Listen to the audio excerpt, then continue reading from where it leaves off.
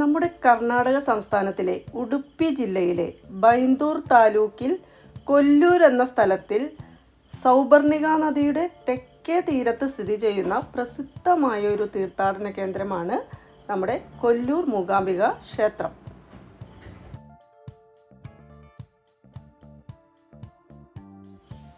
എടുത്തു പറയേണ്ട ഒരു കാര്യം എന്താണെന്ന് വെച്ചിട്ടുണ്ടെങ്കിൽ എല്ലാ ജാതി മതസ്ഥർക്കും ഇവിടെ ദർശനം അനുവദനീയമാണെന്നുള്ള കാര്യമാണ്. കുടജാദ്രി മലകളിൽ നിന്നും ഉത്ഭവിച്ച് ക്ഷേത്രത്തിൻ്റെ സമീപത്തുകൂടെ ഒഴുകുന്ന പുണ്യനദിയാണ് സൗപർണിക. ഗരുഡൻ തൻ്റെ മാതാവായ വിനിതയുടെ സങ്കടമോക്ഷാർത്ഥം ഈ നദീതീരത്ത് തപസ് ചെയ്തു എന്നും തപസ്സിൽ സന്തുഷ്ടയായ ദേവിയോട് തൻ്റെ പേരിൽ ഈ നദി അറിയപ്പെടണമെന്നും ആവശ്യപ്പെട്ടു എന്നാണ് സങ്കല്പം.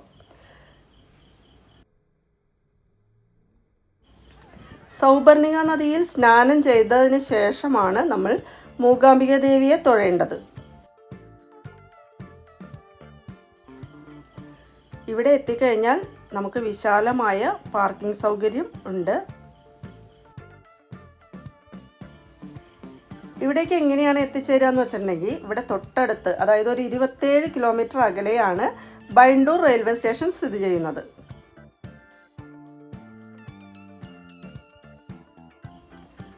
നമ്മളിവിടെ അകത്തേക്ക് വരുമ്പോൾ ഇവിടെ നമ്മുടെ ചെരുപ്പുകൾ സൂക്ഷിക്കാനുള്ള പ്രത്യേക കൗണ്ടറുകളുണ്ട്. അത് കഴിഞ്ഞാൽ നമുക്ക് ഇവിടെ കാലൊക്കെ കഴുകി അമ്പലത്തിലേക്ക് പ്രവേശിക്കാം. ഹൈന്ദവ വിശ്വാസപ്രകാരം ജഗദീശ്വരിയായ സാക്ഷാൽ ആദിപരാശക്തി മഹാകാളി, മഹാലക്ഷ്മി, മഹാസരസ്വതി എന്നീ 3 ഭാവങ്ങളുടെ ഐക്യരൂപിണിയായി മൂകാംബിക എന്ന പേരിലാണ് ഇവിടെ ആരാധിക്കപ്പെടുന്നത്.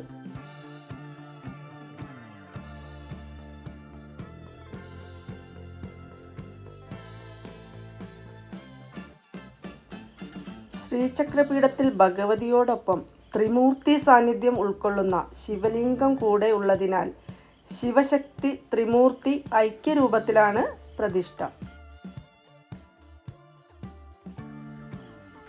ആദിപരാശക്തിയുടെ വാസസ്ഥാനം എന്ന് കരുതപ്പെടുന്ന ശ്രീചക്ര പ്രതിഷ്ഠയ്ക്ക് ഇവിടെ അതീവ പ്രാധാന്യമുണ്ട്. വടക്ക് ഗോകർണം മുതൽ തെക്ക് കന്യാകുമാരി വരെ കിടന്നിരുന്ന പുരാതന ക്ഷേത്രത്തിൻ്റെ രക്ഷയ്ക്കായി പ്രതിഷ്ഠിക്കപ്പെട്ട 4 അംബികമാരിൽ പ്രധാനിയാണ് മൂകാംബിക എന്ന സങ്കല്പം ഉണ്ട്.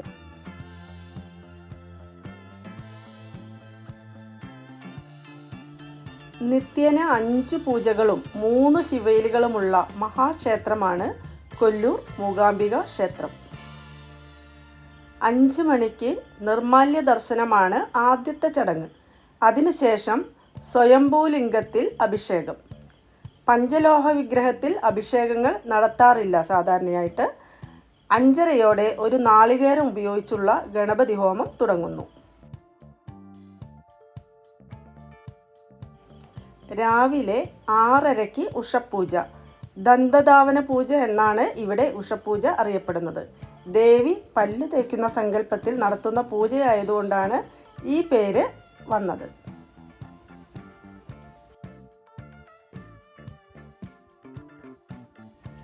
7:15 ദന്തധാവന മംഗളാരതിയും 7:30 പഞ്ചാമൃത അഭിഷേകവും നടത്തുന്നു.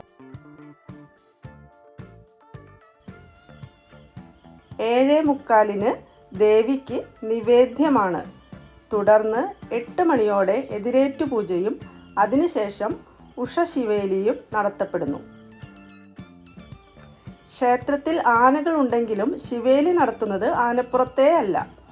ആദ്യ പ്രദക്ഷിണത്തിൽ തലയിലേറ്റിയും പിന്നീടുള്ള 3 പ്രദക്ഷിണങ്ങളിൽ പല്ലക്കിൽ കിടത്തിയും അവസാനം തേരിലേറ്റിയുമാണ് ശിവേലി നടത്തുക.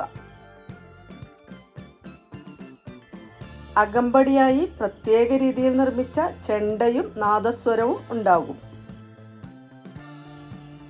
11:30 ഉച്ചപൂജയും 12:30 ഉച്ചശിവേലിയും നടത്തി ഉച്ചയ്ക്ക് 1:30 നടയടയ്ക്കുന്നു. ഉച്ചതിരിഞ്ഞ് 3 മണിക്ക് നട വീണ്ടും തുറക്കുന്നു. 3 മുതൽ വൈകുന്നേരം 6 വരെ ഭക്തർക്ക് ദർശനത്തിന് വേണ്ടി മാത്രമുള്ള സമയമാണ്. തിരക്ക് കുറച്ച് ദർശനം നടത്താൻ വേണ്ടിയാണ് ഇത്തരമൊരു സംവിധാനം ഏർപ്പെടുത്തിയിട്ടുള്ളത്. അതിനാൽ സൗകര്യപ്രദമായി ദർശനം നടത്തണം എന്നുള്ളവർക്ക് ഈ സമയം പ്രയോജനപ്പെടുത്താം. സന്ധ്യയ്ക്ക് സൂര്യാസ്തമയത്തോടനുബന്ധിച്ച് മഹാദീപാരാധന, പ്രദോഷപൂജ എന്നാണ് ഇവിടെ ദീപാരാധന അറിയപ്പെടുന്നത്.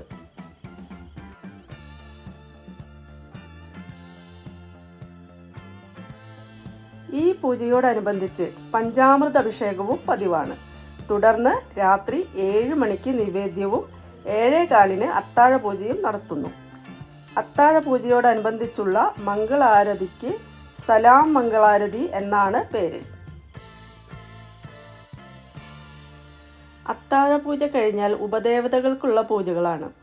തുടർന്ന് 8 മണിയോടെ ഇവർക്കുള്ള നിവേദ്യവും ദീപാരാധനയും. 8:15 അത്താഴ ശിവേലി തുടങ്ങുന്നു. ഈ അവസരത്തിൽ ദേവി വിഗ്രഹം സരസ്വതി മണ്ഡപത്തിൽ എഴുന്നള്ളിച്ച് കൊണ്ടുവരുന്ന ചടങ്ങുമുണ്ട്. അതിപ്രധാനമാണ് ഈ ചടങ്ങ്. നിവേദ്യത്തിനു ശേഷം വിശേഷാൽ പൂജയും മംഗളാരതിയും നടത്തുന്നു. ഈ ചടങ്ങ് കഴിഞ്ഞാൽ ദേവിയെ ശ്രീകോവിലേക്ക് തിരിച്ച് എഴുന്നള്ളിക്കുന്നു. തുടർന്ന് 9 മണിയോടെ ദേവിയുടെ പ്രധാന നിവേദ്യമായ കഷായ തീർത്ഥം നേദിക്കുന്നു. ഇതിനോടനുബന്ധിച്ചും ഒരു പൂജയുണ്ട്. അത് പൂർത്തിയാകുന്നതോടെ ക്ഷേത്രനട വീണ്ടും അടയ്ക്കുന്നു. അടിക എന്ന പേരിൽ അറിയപ്പെടുന്ന ഒരു ബ്രാഹ്മണ സമൂഹമാണ് ഈ ക്ഷേത്രത്തിലെ തന്ത്രി, മേൽശാന്തി സ്ഥാനങ്ങൾ അലങ്കരിക്കുന്നത്.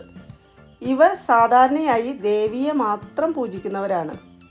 വിവാഹിതരായവർക്ക് മാത്രമേ അമ്മയെ പൂജിക്കാനുള്ള അനുവാദമുള്ളൂ.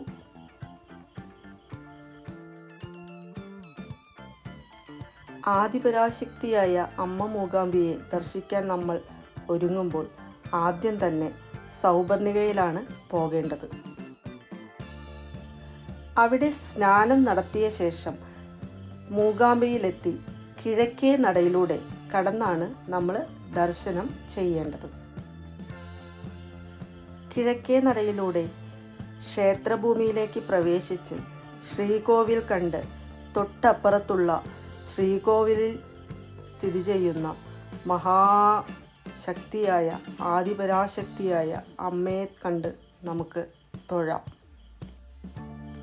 അതിനുശേഷം വലം വച്ച് ഗണപതി ഭഗവാനെ കണ്ട് തൊഴുത് പ്രാർത്ഥിക്കാം. ശ്രീകോവിലിൻ്റെ പടിഞ്ഞാറേ ഭാഗത്തുള്ള ശങ്കരാചാര്യ സ്ഥാനത്തെത്തി നമുക്ക് ആചാര്യ നമസ്കാരവും ഗുരുവന്ദനവും ചെയ്യാം.